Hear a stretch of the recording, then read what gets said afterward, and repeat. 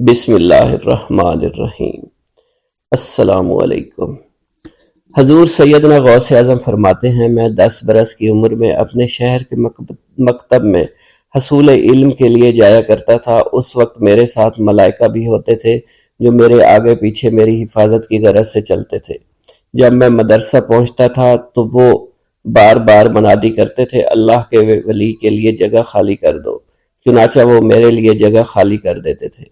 ایک مرتبہ میں نے ایک ایسے شخص کو دیکھا جس نے فرشتوں کی آواز سن کر کہا کہ یہ نہایت معزز گھرانے کا فرد ہے اور عن قریب اس کو وہ عظمت اور بزرگی حاصل ہوگی جس میں کوئی مزاحمت نہ ہوگی۔ اس کو ایسا قرب نصیب ہوگا کہ اس کو کوئی فریب نہ دے سکے گا۔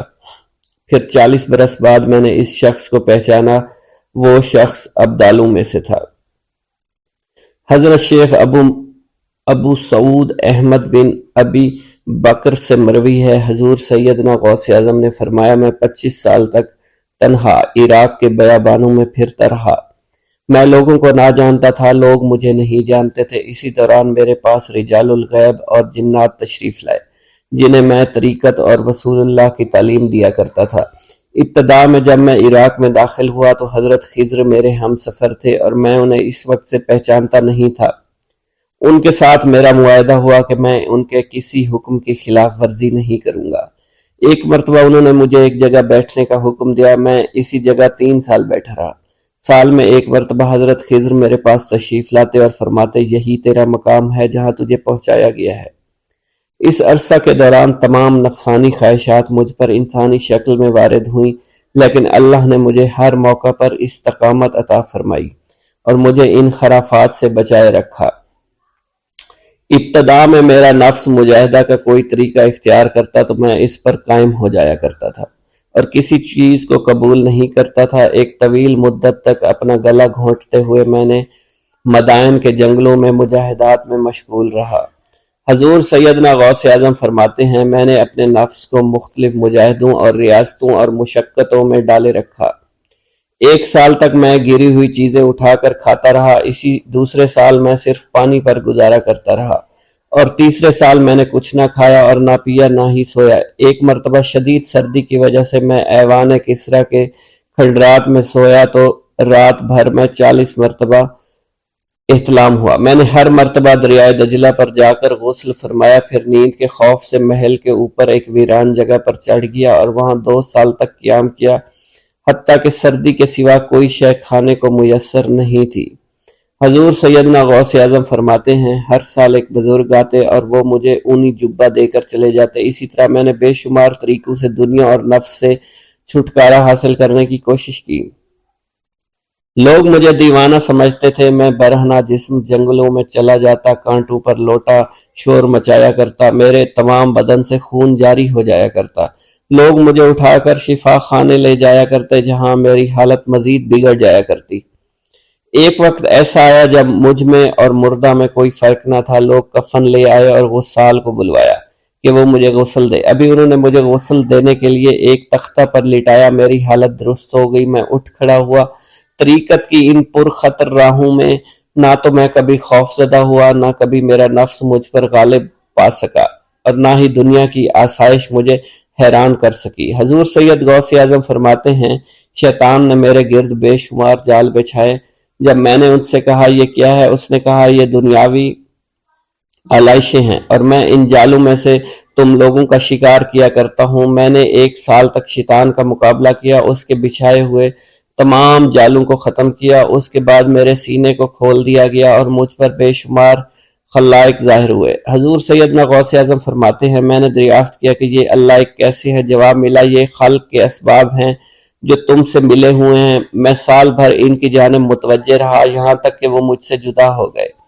جب مجھ پر باطن ظاہر ہوا تو میں اپنے قلب کو بہت سے علائق سے ملوث پایا۔ میں نے دریافت کیا یہ علائق کیا ہیں؟ جواب ملا، یہ تمہارے ارادے، تمہارے اختیارات ہیں۔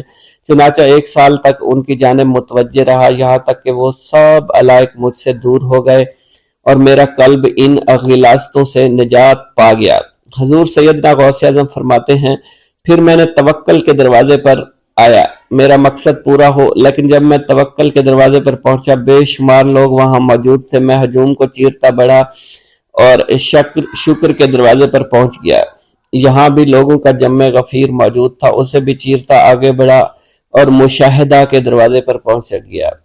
یہاں پر موجود ہجوم کو بھی چیرتا ہوا اندر داخل ہوا، حتیٰ کہ سب سے آخر میں مجھے فقر کے دروازے پر لا دیا گیا۔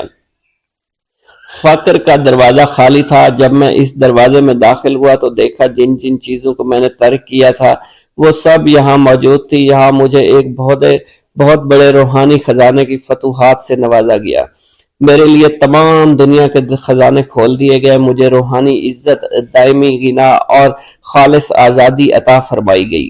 میری تمام چیزیں جو میری ہستی اور میری صفات سب معدوم ہو گئی تھی، وہ میری ہستی کی جگہ کسی اور نے لے لی تھی۔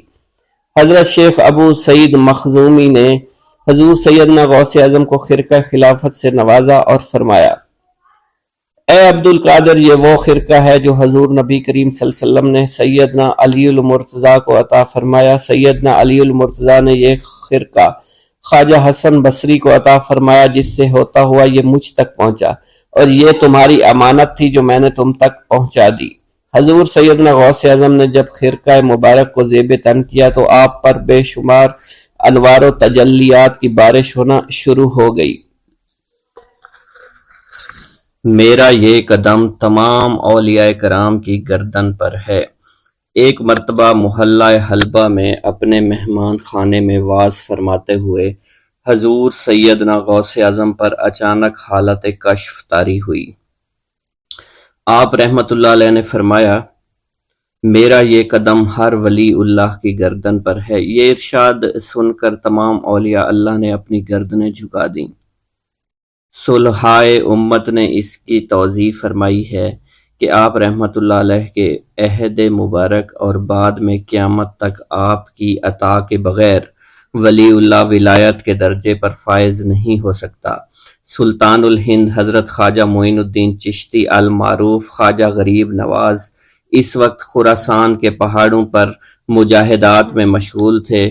انہوں نے بھی حضور سیدنا غوث اعظم کا ارشاد گرامی سن کر اپنی گردن جھکا دی اور یوں عرض گزار ہوئے، آپ کے قدمین شریفین میرے سر اور میرے آنکھوں پر ہیں۔ حضور سیدنا غوث اعظم فرماتے ہیں کہ میں 10 برس کی عمر میں اپنے شہر کے مکتب میں حصول علم کے لیے جایا کرتا تھا۔ اس وقت میرے ساتھ ملائکہ بھی ہوتے تھے جو میرے آگے پیچھے میری حفاظت کے لیے چلتے تھے۔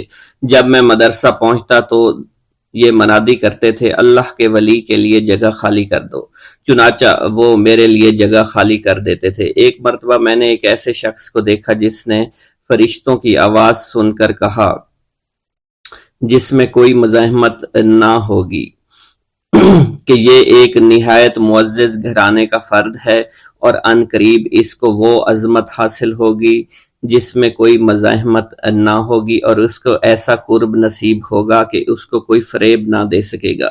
پھر 40 برس بعد میں نے اس شخص کو پہچانا، وہ شخص ابدالوں میں سے تھا۔ حضرت شیخ ابو سعود احمد بن بکر حریمی سے مروی ہے کہ حضور سیدنا غوث اعظم نے فرمایا کہ میں 55 سال تک تنہا عراق کے بیابانوں میں پھرتا رہا، میں لوگوں کو نہ جانتا، لوگ مجھے نہ جانتے۔ اسی دوران میرے پاس رجال الغیب اور جنات تشریف لاتے جنہیں میں طریقت اور اصول کی تعلیم دیتا تھا۔ ابتدا میں جب میں عراق میں داخل ہوا تو حضرت خضر میرے ہم سفر بنے، اور بعد میں اس وقت ان کو پہچانتا نہ تھا، اور اس کے ساتھ میرا معاہدہ ہوا کہ میں ان کے کسی حکم کی خلاف ورزی نہیں کروں گا۔ ایک مرتبہ انہوں نے مجھے ایک جگہ بیٹھنے کا حکم دیا اور میں اس جگہ 3 سال تک بیٹھا رہا۔ سال میں ایک مرتبہ حضرت خضر میرے پاس تشریف لاتے، فرماتے کہ یہی تیرا مقام ہے جہاں تجھے پہنچایا گیا ہے۔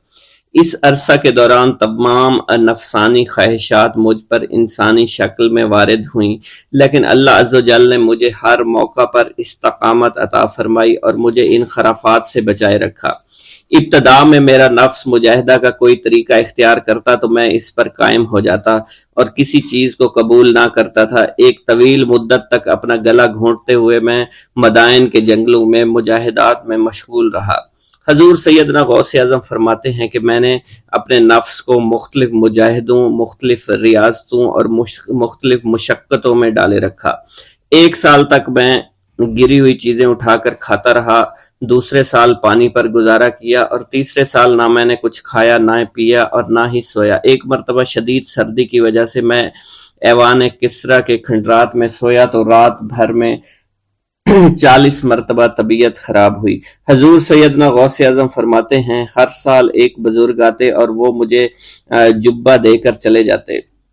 इसी तरह मैंने बेशुमार तरीकों से दुनिया और नफ्स से छुटकारा पाने की कोशिश की। लोग मुझे दीवाना समझते थे। मैं बरहना जिस्म जंगलों में चला जाता और कांटों पर लौटता शोर मचाता था। मेरा तमाम बदन से खून जारी हो जाया करता था और लोग मुझे उठाकर शिफा खाने ले जाया करते, जहां मेरी हालत मजीद बिगड़ जाती। एक वक्त ऐसा भी आया जब मुझ में और मुर्दा में कोई फर्क ना था। लोग कफन लेकर आए, गुस्साल को बुलवाया कि वो मुझे गुस्ल दे दें। अभी उन्होंने मुझे गुस्ल देने के लिए तख्ता पर डाला ही था कि मेरी हालत दुरुस्त हो गई। मैं उठ खड़ा हुआ।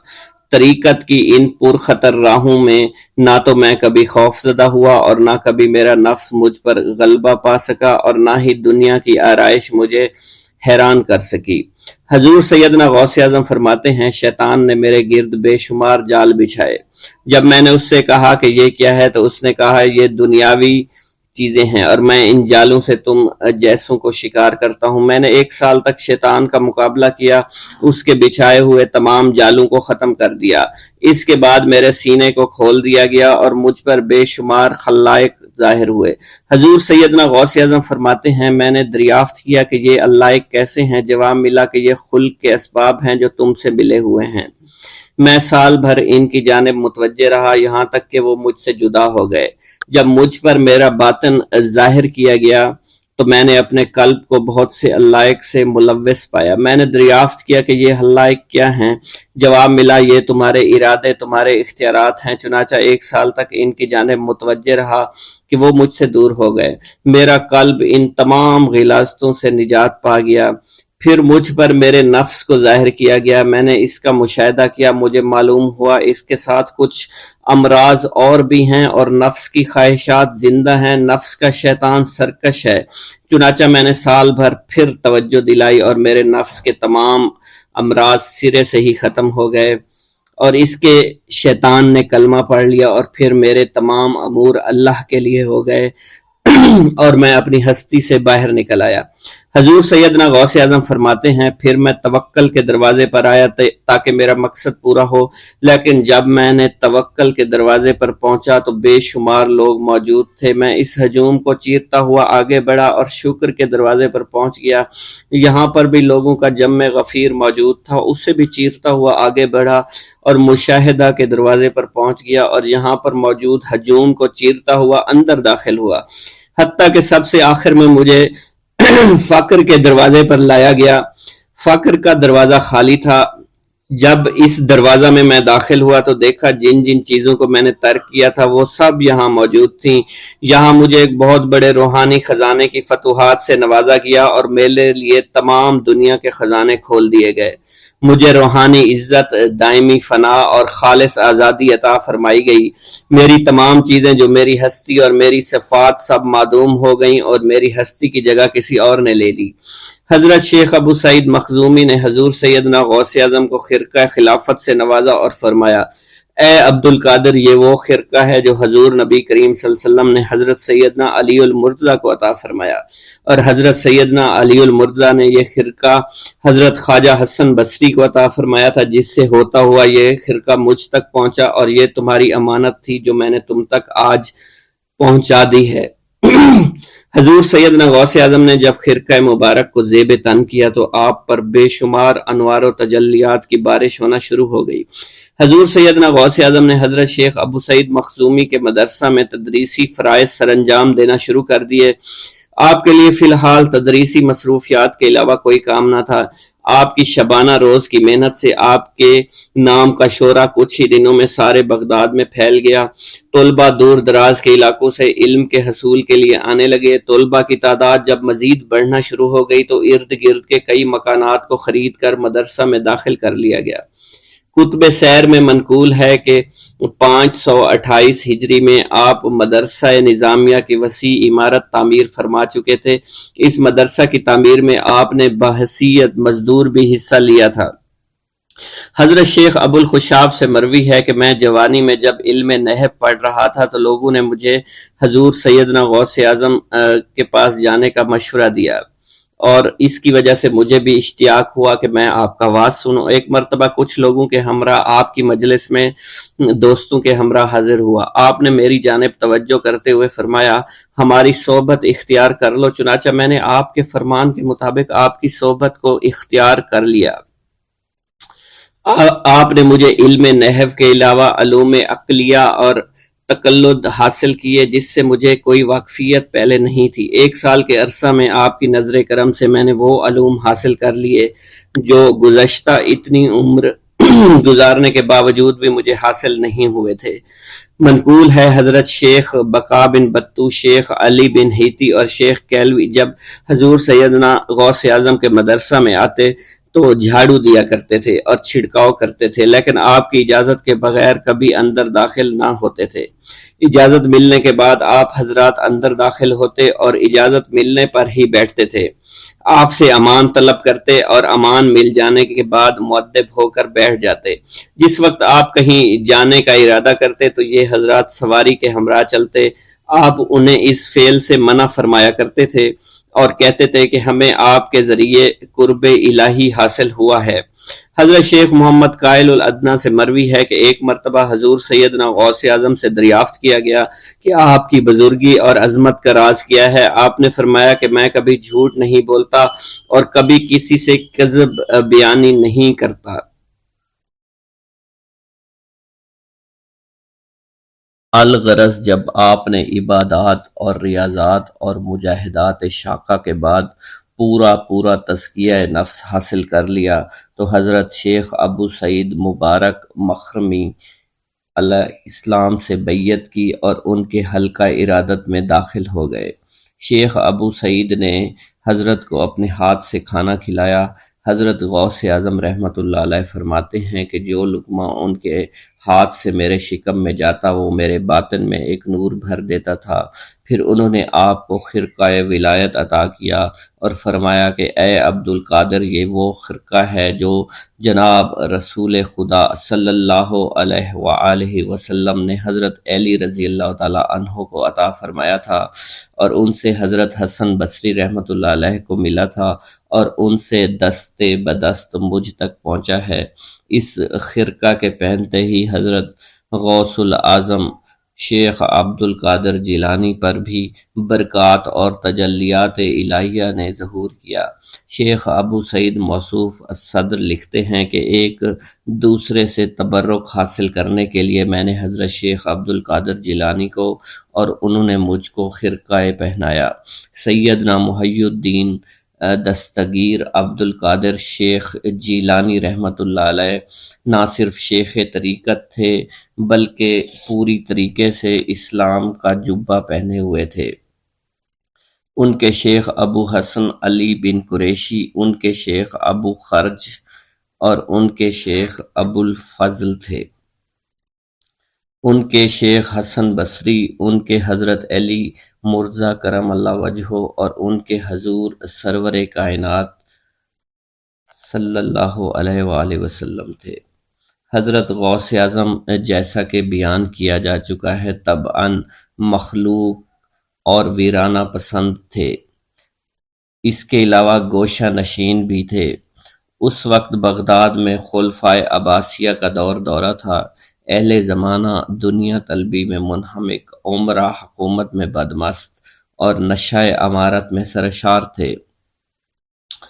طالب دنیا علماء نے اپنی اور دوسروں کی دنیا خراب کر رکھی تھی۔ جاہل صوفیہ نے طریقت کو شریعت سے علیحدہ کر رکھا تھا۔ چنانچہ اس سے متاثر ہو کر بہت سے علماء کرام وعظ و نصیحت اور دوسرے خرافات میں پڑے ہوئے تھے۔ آپ نے اشاعت اسلام اور تجدید دین کا بیڑا اس وقت اٹھا لیا تھا۔ ابھی اس کا عزم ہی کیا تھا کہ سرور کائنات رسول صلی اللہ علیہ وسلم کو آپ نے خواب میں دیکھا۔ حضور نے فرمایا، اے عبد القادر، تم اللہ کی مخلوق کو گمراہی سے بچانے کے لیے وعظ و نصیحت اور پند و نصیحت کیوں نہیں کرتے؟ آپ نے عرض کی، حضور میں ایک اجمی شخص ہوں، رب کے سامنے کس طرح اپنی زبان کھولوں؟ سرور کائنات نے فرمایا، اپنا منہ کھولو۔ آپ نے منہ کھولا، حضور نے 7 بار لعاب دہن آپ کے منہ میں لگایا اور فرمایا، جاؤ تم وعظ و نصیحت کرو اور لوگوں کو اپنے رب کی طرف لاؤ۔ چنانچہ ظہر کی نماز پڑھ کر آپ بیٹھے تو خلقت آپ کے گرد جمع ہو گئی۔ آپ کچھ مرعوب سے ہو گئے۔ اسی اثنا میں آپ نے شیر خدا علی المرتضیٰ کو مجلس میں اپنے سامنے ایک کھڑا پایا۔ حضرت علی نے فرمایا، اے عبد القادر، واز کیوں نہیں کرتے؟ آپ نے کہا، ابا جان میں گھبرا گیا ہوں۔ حضرت علی نے فرمایا، اپنا منہ کھولو۔ حضرت علی نے 6 مرتبہ اپنا لعاب دہن آپ کے منہ میں لگایا۔ آپ نے عرض کیا، پورے 7 مرتبہ کیوں نہیں ڈالا؟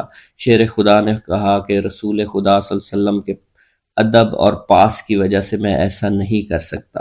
اس کے بعد حضرت علی رضی اللہ تعالی عنہ شیر خدا آپ سے پوشیدہ ہو گئے، اور پھر آپ کا فکر دل دنیا سے غوطے کھانے لگا، حقائق و معارف کے موتی نکالنے اور ساحل سینہ پر لالا کر ڈالنے لگا، اور ترجمان زبان کا دلال اپنی توتی بولنے لگا۔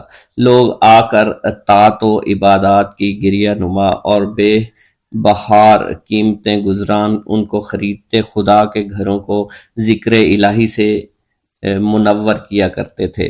تھوڑے عرصے بعد اطراف و اکناف بغداد میں آپ کی بہت شہرت ہو گئی۔ آپ کی مجلس اور وعظ میں لوگ کثرت سے آنے لگے کہ مدرسہ کی جگہ ان کے لیے کافی نہ ہوتی تھی، اور تنگی کی وجہ سے لوگ مدرسہ کے باہر سڑک پر ہی بیٹھ جایا کرتے تھے۔ ہجوم کی کثرت کی وجہ سے امرائے شہر نے قرب و جوار کے مکانات کو شامل کر کے مدرسہ کو وسیع العریض کر دیا تھا۔ الغرض 28 ہجری میں یہ مدرسہ ایک عالی شان عمارت کی صورت میں بن کر تیار ہو گیا تھا۔ آپ نے نہایت جد و جہد کے ساتھ وعظ و تدریس اور افتاد کا کام شروع کر دیا۔ دور دراز ممالک کے لوگ آپ سے علوم شریعت و طریقت کے حصول کے لیے جوق در جوق آنا شروع ہو گئے۔ تھوڑے ہی عرصے میں علماء و صلحاء کی ایک بڑی جماعت آپ کے پاس تیار ہو گئی۔ آپ سے علوم حاصل کر کے بہت سے لوگ اپنے شہروں کو واپس چلے گئے، اور تمام عراق میں آپ کے مریدین کثرت کی تعداد میں پھیلنا شروع ہو گئے۔ یوں تو آپ کے لاتعداد اور بے شمار تلامذہ تھے جنہوں نے آپ سے باقاعدہ علوم و شریعت و طریقت کی تعلیم حاصل کی، لیکن یہاں صرف ان چند مشاہیر کے اسماء گرامی بیان کیے دیتا ہوں۔ استاد میر محمد جیلانی، عبداللہ بطائمی، مکی بن عثمانی، محمد بن ابوالکلام، احمد بن اسماعیل۔ کچھ عرصہ بعد آپ کی شہرت وسیع اور عالمگیر ہو گئی۔ آپ کی عظمت و محبوبیت مخلوق کے قلوب میں گھر کر گئی۔ دور دراز سے کٹھن منزلیں طے کر کے لوگ آنے لگے اور آپ کی مجلس و وعظ میں شریک ہونے لگے۔ آپ کے صاحبزادہ حضرت شیخ عبد الوہاب رحمۃ اللہ علیہ بیان فرماتے ہیں کہ میرے والد ماجد وعظ سے پہلے خطبہ یوں شروع کیا کرتے تھے، الحمدللہ رب العالمین، اور یہ آپ 3 دفعہ فرمایا کرتے تھے۔ اور بہت سے لوگ آپ کی مجلس اور وعظ میں شریک ہوا کرتے تھے۔ ایک روز حضور غوث سے مآب کی مجلس میں 10,000 کے قریب آدمی جمع تھے۔ شیخ علی بن ابی نصر بھی آپ کے سامنے بیٹھے تھے کہ یکا یک ان کو نیند آ گئی۔ حضور غوث اعظم نے لوگوں کو فرمایا کہ خاموش ہو جاؤ۔ یہ فرمانا ہی تھا کہ لوگ ایسے خاموش ہوئے اگر سوائے سانسوں کی کوئی آواز سنائی نہیں دیتی تھی۔ پھر حضور غوث ممبر سے اترے اور شیخ علی ابن نصر کے روبرو ادب سے کھڑے ہو گئے اور بغور ان کو دیکھنے لگے۔ کچھ دیر کے بعد شیخ علی رحمت اللہ علیہ جاگ اٹھے۔ حضور غوث پاک نے ان سے دریافت کیا کہ کیا آپ نے رسول خدا صلی اللہ علیہ وسلم کو خواب میں دیکھا ہے؟ شیخ نے جواب دیا ہاں۔ آپ نے فرمایا میں حضور صلی اللہ علیہ وسلم کے ادب کے لیے ہی کھڑا ہوا تھا۔ پھر حضرت غوث پاک رحمۃ اللہ علیہ نے پوچھا کہ حضور اکرم صلی اللہ علیہ وسلم آپ کو کوئی وصیت بھی فرمائی ہے؟ شیخ علی نے جواب دیا کہ آپ کی خدمت اقدس میں رہنے کی تلقین فرمائی ہے۔ خطبہ کا آغاز حمد و ثنا سے کیا کرتے تھے۔ حضور سیدنا غوث اعظم کے صاحبزادے حضرت شیخ سید عبد الرحمن فرماتے ہیں کہ والد بزرگوار اپنے وعظ کے دوران الحمدللہ رب العالمین کہہ کر خاموش ہو جاتے اور دوبارہ کہہ کر سکوت فرماتے تھے، اور تیسری مرتبہ کہنے کے بعد کچھ دیر توقف فرماتے، اور آپ کی محفل میں تمام اولیاء حاضر و ناظر اور خاموش ہو جایا کرتے تھے۔ پھر آپ کی محفل میں اولیاء ملائکہ ایک کثیر تعداد میں آ جاتے جو محفل کے بعد نظر نہیں آیا کرتے تھے۔ آپ اپنے خطاب کو یوں شروع فرماتے، تمام تعریفیں اللہ کے لیے ہیں، اس کی مخلوق کی تعداد اس کے عرش کے وزن کے مطابق، اور بے حد تعریفیں جس سے اس کی ذات راضی ہو جائے، اس کے کلمات کی روشنی کے مطابق، اس کے علم کے مطابق، اس کی مرضی اور منشا کے مطابق، اور اس کی مخلوق کے مطابق جسے اس نے پیدا کیا، وہی عالم الغیب ہے، رحمان و رحیم ہے۔ میں گواہی دیتا ہوں اس کے سوا کوئی عبادت کے لائق ہی نہیں ہے، اور تمام کائنات اس کی تخلیق ہیں، تمام تعریفیں اسی کے لیے ہیں۔ وہ زندہ ہے، ہمیشہ زندہ رہے گا، اسے موت نہیں آتی بلکہ وہ مارتا ہے، تمام بھلائیاں اسی کے لیے ہیں، اور واحد ہے، یکتا ہے، کوئی شریک نہیں ہے، کوئی وزیر نہیں ہے۔ اس نے نہ کسی کو جنا ہے اور نہ ہی اسے کسی نے جنا ہے، وہ بلند و بالا ہے، اس جیسا کوئی نہیں۔ میں اس کی گواہی دیتا ہوں حضور نبی کریم صلی اللہ علیہ وآلہ وسلم اللہ کے رسول، اللہ کے پیغمبر ہیں، وہ تمام مخلوقات سے افضل ہیں۔ اللہ عز و جل نے ان کی ہدایت دے کر ان کو بھیجا تاکہ وہ دین اسلام کو تمام ادیان پر بلند کریں، خواہ مشرکین اس کو برا سمجھیں۔ اللہ راضی ہو خلیفہ اول حضرت سیدنا ابو بکر صدیق سے، جن کی تائید حق کے ساتھ تھی، جن کو حضور نبی کریم نے عقیق کا لقب دیا، جو پاک تھے، پاکیزہ نسل سے تعلق رکھتے تھے، جنہوں نے ہر موقع پر حضور نبی کریم صلی اللہ علیہ وسلم کی حمایت کی اور ان کی تصدیق فرمائی، اور اب بھی نبی کریم کے ہمراہ ابدی آرام فرما رہے ہیں۔ اللہ راضی ہو خلیفہ دوم حضرت سیدنا عمر فاروق رضی اللہ تعالی عنہ سے، جنہوں نے عمل کثیر کیے، جنہوں نے حق کو بلند کیا، جنہوں نے فیصلے کے لیے جن کو منتخب کیا گیا، جنہوں نے ہمیشہ حق بات کا ساتھ دیا، اور وہ بھی حضور نبی کریم صلی اللہ علیہ وسلم کے ہمراہ ابدی آرام گاہ میں آج بھی موجود ہیں۔ اللہ راضی ہو خلیفہ سوم حضرت سیدنا عثمان غنی رضی اللہ تعالی عنہ سے، جنہوں نے اپنے مال سے مسلمانوں کی امداد کی، قرآن مجید کی ترتیب و اشاعت احسن طریقے سے فرمائی، جنہوں نے امامت اور قرت سے محراب کو، ممبر کو مزین کیا، اور جو افضل الشہداء ہیں اور فرشتے بھی ان سے حیا کرتے ہیں۔ اللہ راضی ہو خلیفہ چہارم حضرت سیدنا علی المرتضیٰ سے، جو شجاعت و جواں مردی میں بے مثل ہیں، حضور نبی کریم صلی اللہ علیہ وسلم کے چچا زاد بھائی اور داماد ہیں۔ آپ دین اسلام کے امام و عالم ہیں، اور جن کے لیے حضور نبی کریم صلی اللہ علیہ وسلم نے فرمایا کہ میں تم پر فدا ہو جاؤں۔ اللہ راضی ہو حسنین کریمین حضرت سیدنا امام حسن امام حسین سے، جن کی نیکیاں تا حشر قائم رہنے والی ہیں اور جن کے مراتب بے مثل ہیں۔ اللہ نے ان کے قلوب کو نیکیوں کی جانب مائل کیا۔ اے اللہ تو ہمارے رازوں اور دلی کیفیات سے واقف ہے، ہمیں ہر عمل کرنے اور برائی سے بچنے کی توفیق عطا فرما، اور ہمیں گناہوں کی لذت سے بچا، ہمیں اپنے ما سوا سے محفوظ رکھ اور اپنی مشغولیت عطا فرما۔ بے شک اللہ کے سوا کوئی عبادت کے لائق نہیں، جو چاہتا ہے وہی ہوتا ہے، اور وہی قوی اور وہی عظیم ہے۔ اے اللہ ہمیں غفلت سے بچا اور ہمارے اوپر وہ بوجھ نہ ڈال جو تو نے پہلی امتوں پر ڈالا۔ اے ہمارے رب العالمین ہمیں معاف فرما اور ہماری مغفرت عطا فرما، کیونکہ تو ہی ہمارا رب ہے، تو ہی ہمارا مولا ہے، آمین۔ حضرت شیخ عبداللہ جبائی کا قول ہے کہ حضور سیدنا غوث اعظم رحمت اللہ علیہ نے مجھ سے ارشاد فرمایا کہ میرے نزدیک کھانا کھلانا اور حسن اخلاق افضل اور اعلیٰ ہیں۔ آپ کے پاس کبھی پیسہ نہیں ٹھہرا کرتا تھا، اگر صبح کے وقت آپ کے پاس 1000 دینار آ جاتے تو شام تک وہ غریبوں اور محتاجوں میں تقسیم ہو جایا کرتے تھے۔ حضور سیدنا غوث اعظم کی پرورش نہایت ہی بابرکت ماحول میں ہوئی۔ آپ نے ابتدا میں گوشہ نشینی اختیار کی اور خود کو دنیاوی غلاظتوں سے پاک رکھا۔ آپ نے 51 برس کی عمر میں شادی کی۔ جب آپ سے اس بارے میں دریافت کیا گیا تو آپ نے فرمایا، جب مجھے حضور نبی کریم صلی اللہ علیہ وسلم نے نکاح کی اجازت دی تو میں نے نکاح کر لیا۔ حضور سیدنا غوث اعظم نے اپنی ذات کو اللہ عز و جل کی خوشنودی کے لیے وقف کر رکھا تھا۔ آپ کی راتیں جاگ کر گزرا کرتی تھی اور ساری رات آپ مراقبہ اور مشاہدہ میں گم ہوا کرتے تھے۔ آپ کی عادت مبارکہ تھی کہ آپ سجدہ کو دراز کیا کرتے تھے اور بیٹھ کر مراقبہ فرمایا کرتے تھے۔ اسی دوران آپ کا جسم مبارک نورانی شعاؤں کے زیر اثر ہوتا اور کئی مرتبہ آپ نورانی شعاؤں میں غائب ہو جایا کرتے تھے۔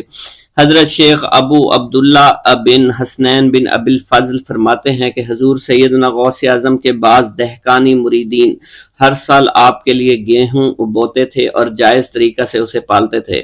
پھر آپ کے بعض مریدین اسے پیستے اور آپ کے لیے ہر روز 4-5 روٹیاں پکاتے اور شام کو آپ کے پاس روٹیاں لے کر آیا کرتے تھے۔ آپ حاضرین میں ایک ایک ٹکڑا تقسیم کر دیتے اور جو بچ جاتا وہ اپنے لیے رکھ لیا کرتے تھے۔ حضرت شیخ خضر حسنی سے منقول ہے، حضور سیدنا غوث اعظم ایک شکستہ دل فقیر کو دیکھا۔ آپ نے اس سے اس کی کیفیت کے متعلق دریافت کیا تو اس نے کہا کہ میں آج دریا کے کنارے گیا اور ملاح سے کہا مجھے دریا کے پار لے جائے۔ اس نے انکار کر دیا۔ میں اپنے اس افلاس کے سبب پریشان اور شکستہ دل ہوں۔ ابھی اس فقیر کا کلام جاری تھا کہ ایک شخص آپ کی خدمت میں حاضر ہوا اور 30 دینار آپ کی خدمت میں پیش کیے۔ آپ نے وہ دینار اس فقیر کو دے دیے اور فرمایا کہ اس ملاح سے کہنا کہ کسی فقیر کا سوال رد نہ کیا کرے۔ حضرت شیخ معمر ابو المظفر فرماتے ہیں، میں نے حضور سیدنا غوث اعظم سے زیادہ کسی کو درگزر فرمانے والا آج تک نہیں دیکھا۔ آپ کی عطا کا یہ علم تھا، ایک محفل میں 400 لوگوں کو ولایت کے مقام اعلیٰ تک پہنچا دیا کرتے تھے۔ بھوکوں کو کھانا کھلانا، بیواؤں کی حاجت روائی کرنا آپ کا معمول تھا۔ جب کسی بیمار کے متعلق سنتے تو فوراً اس کی عیادت کے لیے تشریف لے جایا کرتے تھے۔ فقراء کو آپ رحمت اللہ علیہ کے در سے بغیر سوال کیے عطا ہو جایا کرتا تھا۔ حضور سیدنا غوث اعظم نے فرمایا کہ مخلوق سے کنارہ کشی سے پہلے علم حاصل کرو، کیونکہ جو شخص علم کے بغیر عبادت کرتا ہے وہ اصلاح سے زیادہ فساد میں مبتلا ہو جاتا ہے۔ تمہیں چاہیے کہ شمع شریعت اپنے ہمراہ لے کر علم کی روشنی میں علم عمل کرو، پھر اللہ تعالیٰ تمہیں علم لدنی کا وارث بنا دے گا جس سے تم ناواقف ہو۔ تمہیں چاہیے کہ تمام اسباب و ذرائع سے تعلق منقطع کر کے رشتہ داروں اور احباب سے جدائی اختیار کرو، تاکہ تم اپنے زہد کی وجہ سے اپنی قوت باطنی اور اپنے حسن ادب کا مشاہدہ کر سکو۔ خدا کے علاوہ تمام عالم و اسباب سے اس خوف سے منقطع ہو جاؤ تاکہ تمہاری شمع معرفت نہ بجھ جائے، اور جب تم 40 دن اپنے رب کے لیے مخصوص کر دو گے تو تمہارے قلب سے حکمت کے چشمے جاری ہو جائیں گے اور تم معرفت الہی کی تپش کا مشاہدہ کرنے لگے گے جس کو حضرت موسیٰ علیہ السلام نے اپنے شجر قلب پر محسوس کیا تھا۔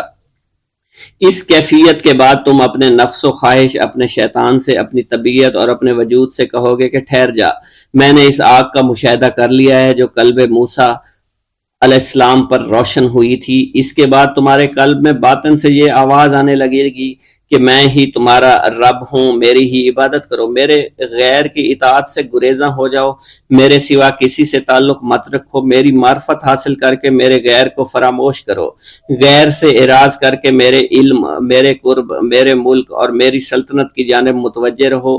جب تمہیں بقا الہی حاصل ہو جائے تو تمہاری زبان پر اندہ جاری ہو جائے گا اور تمام حجابات رفع ہو کر قلب سے کدورت زائل ہو جائے گی اور نفس کو مکمل سکون حاصل ہو جائے گا۔ پھر جب اس کے الطاف غالب ہو جائیں گے تو تمہیں خطاب کیا جائے گا، اے قلب، فرعون نفس کی طرف توجہ کر اور اس کو راہ ہدایت پر چلاتا ہوا میری جانب آ لے اور اس سے کہہ دے کہ میرا ہی اتباع کریں۔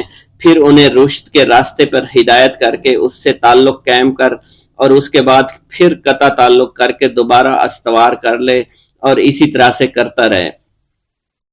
حضرت شیخ و معمر سے منقول ہے، فرماتے ہیں ایک مرتبہ میں حضور سیدنا غوث اعظم شیخ عبد القادر جیلانی رحمۃ اللہ علیہ کی خدمت میں حاضر تھا۔ آپ بیٹھے کچھ لکھ رہے تھے، اسی دوران چھت سے 3 مرتبہ مٹی گری، چوتھی مرتبہ ایسا ہوا آپ نے جلال میں آ کر اس جگہ دیکھا جہاں سے مٹی گر رہی تھی۔ اسی دوران ایک چوہا اس جگہ سے نیچے گرا اور مر گیا، یہ چوہا ہی وہاں سے مٹی کھود رہا تھا۔ حضرت شیخ عمر بن مسعود بزاز فرماتے ہیں حضور سیدنا غوث اعظم وضو فرما رہے تھے، اسی دوران ایک چڑیا نے آپ کی قمیض پر بیٹ کر دی۔ آپ نے جلالی نظروں سے چڑیا کو دیکھا، وہ چڑیا اسی وقت نیچے گری مر گئی۔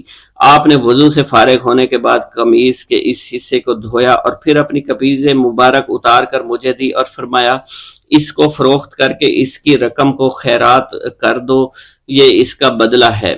حضور سیدنا غوث اعظم کے زمانہ میں بہت ہی گناہگار شخص تھا، اس کے دل میں آپ سے بے پناہ محبت تھی۔ جب اس کے مرنے کے بعد دفن کیا گیا تو قبر میں منکر نکیر نے سوالات کیے تو اس نے سوال کے جواب میں عبد القادر جواب دیا۔ منکر نکیر نے اللہ کی بارگاہ میں اس کے جواب کو پیش کیا، حکم ہوا اگرچہ یہ بندہ فاسقوں میں سے ہے لیکن یہ میرے محبوب سید عبد القادر جو کہ صادقین میں سے ہیں ان سے محبت رکھتا ہے۔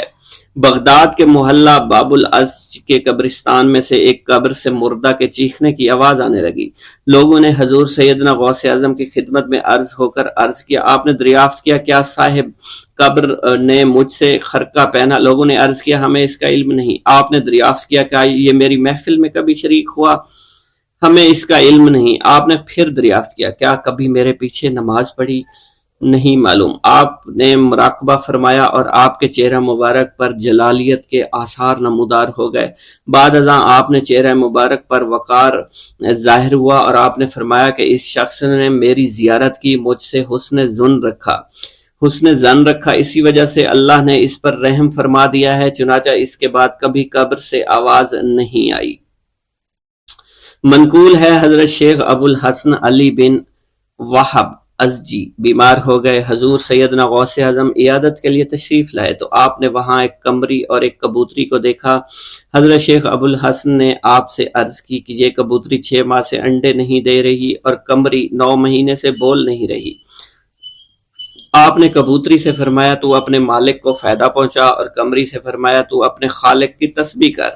چنانچہ قمری نے اسی وقت کوکو کرنا شروع کر دیا، یہاں تک کہ بغداد کے لوگ اس کی آواز سننے کے لیے جوق در جوق جمع ہونا شروع ہو گئے اور کبوتری نے بھی انڈے دے دیے اور ان سے بچے نکلے۔ بسم اللہ الرحمن الرحیم۔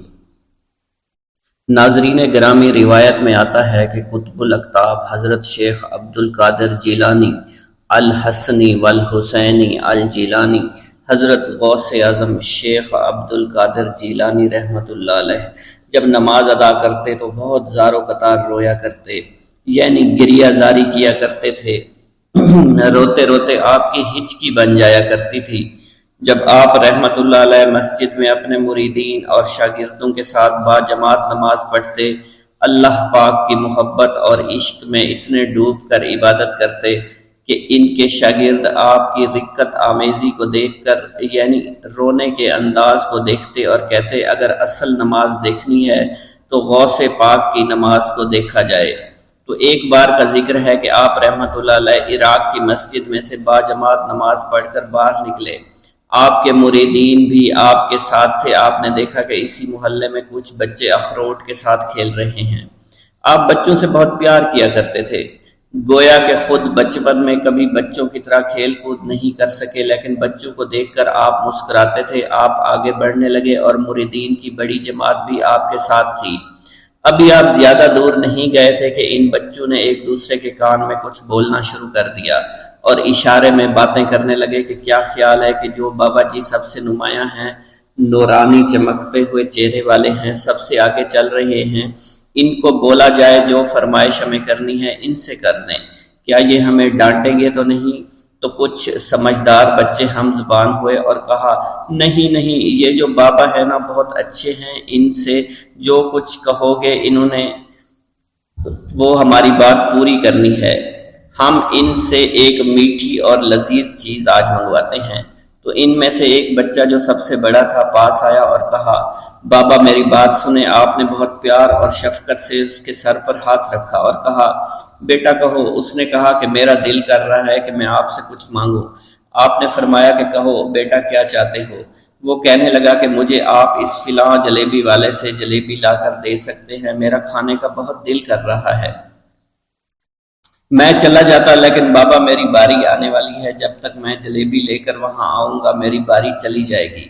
آپ رحمت اللہ علیہ کے وہاں کے مشہور بزرگ بڑے سردار لوگ ہیں، آپ کے خادمین آپ کے نوکر بننے کے لیے جان کی بازی لگانے کو تیار رہتے ہیں۔ ادھر وہ بچے آپ کے رتبے کو بھی دیکھ رہے تھے اور یہ بھی دیکھ رہے تھے کہ آپ کون سی شخصیت ہے، لیکن پھر بھی اتنے سارے لوگوں کو چھوڑ کر آپ سے وہ بچہ کہتا ہے کہ بابا مجھے جلیبی لا کر دے دیں۔ بابا جی نے کہا کہ ٹھیک ہے میں لا کر دے دیتا ہوں۔ آپ کا ایک مرید آپ کے پاس آیا اور کہا، حضرت آپ کیوں اس بات پر توجہ دے رہے ہیں؟ آپ اس بچے کی فرمائش پر جلیبی لا رہے ہیں۔ حضرت آپ پر میری جان قربان ہو، میں اس بچے کو جلیبی لا کر دے دیتا ہوں۔ آپ رحمت اللہ علیہ نے اسے اپنے ہاتھ کے اشارے سے منع فرمایا اور کہا، اس نے مجھ سے کہا ہے نا تو میں ہی اس کی خواہش کو پورا کروں گا۔ پھر آپ رحمت اللہ علیہ اس جلیبی والے کے پاس تشریف لے گئے اور جلیبی والا کچھ دیر پہلے اداس بیٹھا ہوا تھا۔ آپ رحمت اللہ علیہ اس کی دکان میں تشریف لے گئے تو وہ خوشی خوشی سے جھومنے لگا۔ آپ رحمت اللہ علیہ نے اس جلیبی والے سے جلیبی لی، اس نے خوشی خوشی آپ رحمت اللہ علیہ کے ہاتھوں میں جلیبی تھما دی۔ وہ آدمی لگ بھگ 70 سال کا تھا، اس بڑھاپے میں بھی وہ کام کرنے پر مجبور تھا۔ اس کی آنکھوں میں آپ رحمت اللہ علیہ کو دیکھ کر آنکھوں سے آنسو آ گئے۔ اس نے روتے ہوئے کہا، اللہ کا لاکھ لاکھ شکر ہے، اس نے میری دعا سن لی۔ آپ نے میری دکان میں قدم رکھے تو کئی دنوں سے آپ کے انتظار میں یہاں بیٹھا ہوا تھا۔ میں جانتا تھا کہ آپ ضرور میری دکان پر تشریف لائیں گے۔ آپ رحمت اللہ علیہ نے فرمایا، تمہیں کیسے پتا تھا کہ میں تمہاری دکان پر آؤں گا؟ وہ کہنے لگا کہ حضرت عرصہ ہوا ہے، کئی مہینوں سے میرا کاروبار نہیں چل رہا تھا، میرا کاروبار دن بدن ٹھپ ہوتا جا رہا تھا، فاقوں تک کی نوبت آ گئی تھی۔ مجھے اپنی فکر نہیں تھی لیکن اپنے چھوٹے چھوٹے بچوں کی تھی۔ اس بڑھاپے میں اللہ تعالیٰ نے اولاد تو دی لیکن ان کو پالنے کا کوئی بندوبست نہیں ہو رہا تھا۔ میں نے اپنی اس پریشانی کا ذکر کسی سے کیا تو اس نے کہا کہ عراق کے ایک شہر میں چلے جاؤ، وہاں پر کوئی ایک فقیر ہے، اس سے دعا کراؤ، وہ جس کے لیے دعا کرتے ہیں اس کا کام بن جاتا ہے۔ میں اتنا پریشان تھا کہ اس آدمی کے کہنے پر اس فقیر سے ملنے چلا گیا۔ اس کی تلاش کر کے میں نے اس سے کہا، تم میرے لیے دعا کرو تاکہ میرے کاروبار میں ترقی ہو جائے اور میرے رزق میں برکت ہو جائے اور تنگ دستی دور ہو جائے تاکہ میں بیوی بچوں کا پیٹ پال سکوں۔ فقیر مجھے دیکھ کر کہنے لگا کہ تم پیران پیر غوث اعظم دستگیر رحمت اللہ علیہ کو نہیں جانتے؟ میں نے کہا میں نہیں جانتا۔ وہ کہنے لگا، حیرت ہے کہ تمہیں یہ پتہ نہیں کہ تم ان کو جانتے ہی نہیں کہ ولیوں کے سردار ہیں۔ میں تو بہت چھوٹا سا فقیر ہوں، میری دعاؤں میں اتنا اثر نہیں کہ وہ غوث اعظم رحمت اللہ علیہ ہیں، جس کے لیے بھی دعا کریں اس کا بیڑا پار ہو جایا کرتا ہے، اور جب اس دور میں غوث پاک رحمت اللہ علیہ خود موجود ہے تو پھر ہمارا کیا مقام ہوگا ان کی دعا کے آگے؟ ہماری دعا کچھ بھی نہیں ہے۔ میں نے کہا، اگر یہ بات ہے کہ آپ سے بڑا کوئی بزرگ ہے تو مجھے بتائیے کہ غوث پاک رحمت اللہ علیہ مجھے کہاں ملیں گے اور میں کہاں جاؤں ان سے ملنے کے لیے؟ وہ کہنے لگا کہ وہ جیلان میں ہیں، تم ادھر جاؤ، ہماری کیا جرت کہ آپ کے لیے دعا کریں۔ آپ رحمت اللہ علیہ جس کے لیے بھی دعا فرماتے ہیں اس کا بیڑا پار ہو جاتا ہے اور اس کو کہیں بول جانے کی ضرورت نہیں ہوتی۔ حضور جب اس فقیر نے مجھے یہ بات کہی تو فوراً جیلان شریف میں آ گیا اور یہاں پر میں نے آپ کی تلاش شروع کی۔ آج دیکھیے آپ خود بخود میری دکان پر تشریف لائے ہیں۔ اب دیکھیے کہ آپ کے آنے سے کیسا نور میری دکان میں آ گیا ہے۔